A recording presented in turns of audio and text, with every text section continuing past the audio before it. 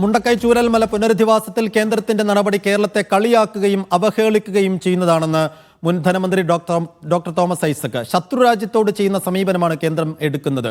കേന്ദ്രത്തിന്റെ ശാഠ്യത്തെ പ്രതിഷേധം കൊണ്ട് മറികടക്കും. കേന്ദ്രം അനുവദിച്ച ചുരുങ്ങിയ സമയം പരിഗണിക്കാനാവില്ലെന്ന് കേന്ദ്രത്തെ അറിയിക്കുമെന്നും തോമസ് ഐസക് മീഡിയ വണ്ണിനോട് പറഞ്ഞു. ഇന്ത്യയിലെ മറ്റൊരു സംസ്ഥാനത്തിനും ദുരന്ത നിവാരണത്തിന് വായ്പയായിട്ടുള്ള പണം നൽകിയത് ഗ്രാൻഡായിട്ടാണ്. അവസാനം കേരളത്തിന് വായ്പയെങ്കിൽ വായ്പ നൽകി, എന്നിട്ട് പറയാ 2 മാസം കൊണ്ട് പണി തീർത്തോണം. ഒരു സംസ്ഥാനത്തെ കളിയാക്കുന്നതിനും പരിഹസിക്കുന്നതിനും തുല്യമാണിത്. ശത്രു രാജ്യത്തോട് പെരുമാറുന്ന പോലെ ഇല്ലെന്ന് ഈ കേന്ദ്രം കേരളത്തോട് പെരുമാറിക്കൊണ്ടിരിക്കുന്നത്. ശക്തമായിട്ടുള്ള പ്രതിഷേധം കേരളത്തിലുണ്ടാവണം. ഇവരെ കൊണ്ട് തിരുത്തിക്കണം.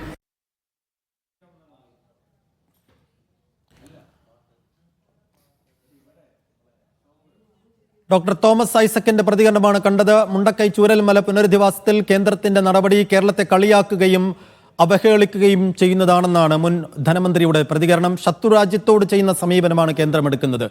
കേന്ദ്രത്തിന്റെ ശാഠ്യത്തെ പ്രതിഷേധം കൊണ്ട് മറികടക്കും എന്ന് രാഷ്ട്രീയ നിലപാട് കൂടി പ്രഖ്യാപിക്കുന്നുണ്ട്. ഷൈജു വിശദാംശങ്ങൾ നൽകും. ഷൈജു, ഗ്രാൻഡും പാക്കേജും ചോദിച്ചെടുത്ത് വായ്പയാണ് തന്നത്. ഇത് ഒട്ടും യുക്തിഭദ്രമല്ലാത്ത പ്രായോഗികമല്ലാത്ത നിബന്ധനകൾ കൂടി വെച്ചിട്ടുണ്ട് കേരളത്തിന് മുന്നിൽ. ആകെ ബാക്കിയുള്ള 45 ദിവസം മാത്രമാണ്. അപ്പോൾ അത് സംസ്ഥാന സർക്കാരിനുള്ള ഒരു പ്രതികാര രൂപത്തിലുള്ള സമീപനമാണ് എന്നുള്ളൊരു നിലപാടിലേക്ക് CPM നേതാക്കൾ സർക്കാർ മുഴുവനായും എത്തുന്ന ഒരവസ്ഥ കാണുന്നു. അതിൽ ചേർന്ന് നിന്നുകൊണ്ടാണ് തോമസ് ഐസക്കും തന്റെ നിലപാട് പറയുന്നത്. എങ്ങനെ കാണാം?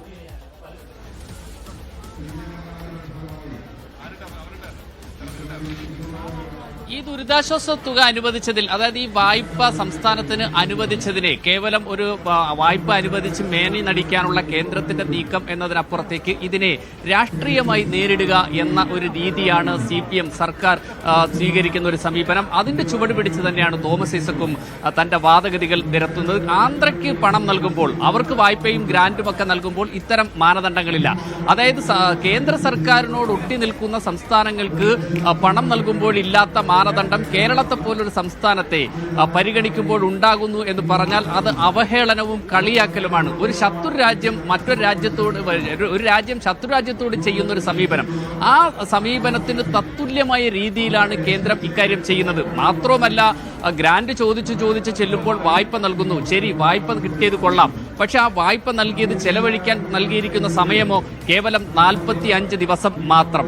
ഈ ദിവസത്തിനുള്ളിൽ പണം ചെലവഴിച്ച് കഴിയാൻ കഴിയില്ല എന്ന കാര്യം കേന്ദ്രത്തെ അറിയിക്കും. മാത്രവുമല്ല, ഈ കാര്യം ദീർഘകാലത്തേക്ക് ഈ പണം ഉപയോഗപ്പെടുത്തുന്നതിന് വേണ്ടിയിട്ടുള്ള ഒരു പ്രതിഷേധ സ്വരം കേരളത്തിന്റെ ഭാഗത്തുനിന്നുണ്ടാകും. അതിലെല്ലാവരെയും അണിനിരത്തിക്കൊണ്ട് പ്രതിഷേധിച്ചുകൊണ്ട് കേന്ദ്രത്തിന്റെ ഈ സമീപനത്തിനെതിരെ നിലപാട് സ്വീകരിച്ചുകൊണ്ട് ഈ വായ്പയെ സ്വീകരിക്കാനാണ് കേരളം തീരുമാനിച്ചിരിക്കുന്നത്. അതുകൊണ്ട് ഈ പ്രതിഷേധത്തിന്റെ മുന്നിൽ കേന്ദ്രത്തിന്റെ ശാഠ്യം കെട്ടടങ്ങും എന്നാണ് പ്രതീക്ഷിക്കുന്നത്. അടങ്ങിയില്ല എങ്കിൽ പ്രതിഷേധവുമായി മുന്നോട്ട് പോകും എന്നാണ്. കാരണം ഈ പണം ട്രഷറിയിൽ വരുമ്പോൾ മറ്റൊന്നിനും മുടക്കേണ്ടതില്ല, ഇതിനു തന്നെ മുടക്കണം എന്ന് പറഞ്ഞുകൊണ്ടുള്ള ഒരു തന്ത്രപരമായ നീക്കം ഒന്ന്.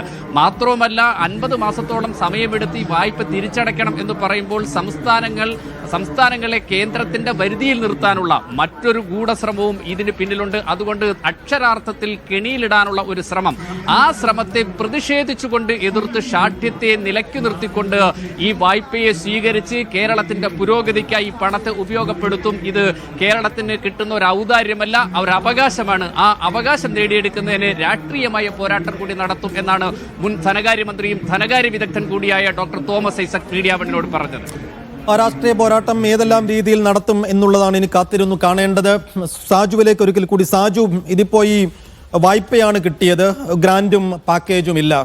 എങ്കിൽ കൂടിയും ഉള്ളത് കൊണ്ട് എന്തു ചെയ്യാൻ പറ്റും എന്നുള്ള ഒരു പ്രായോഗിക തലധിഷ്ഠിതമായ നടപടികളിലേക്ക് ഒരു പക്ഷേ സംസ്ഥാനം കടക്കുന്നുണ്ടാകും. പക്ഷെ അപ്പോഴും വേഗത്തിൽ ഈ നടപടികളൊക്കെ തുടങ്ങാൻ ഇപ്പോഴും സംസ്ഥാനത്തിന് പരിമിതിയുണ്ട്. ഇപ്പോൾ അവിടെ ഭൂമി പ്രശ്നം പൂർണ്ണമായും ക്ലിയർ ചെയ്യപ്പെട്ടിട്ടില്ല. ഇനിയിപ്പോൾ ഒരു 750 കോടി സംസ്ഥാന ബജറ്റിൽ വകയിരുത്തിയിട്ടുണ്ടല്ലോ. അത് വെച്ച് ജോലി തുടങ്ങാൻ പ്രാപ്തമായൊരവസ്ഥ ഇപ്പോഴും വയനാട്ടിൽ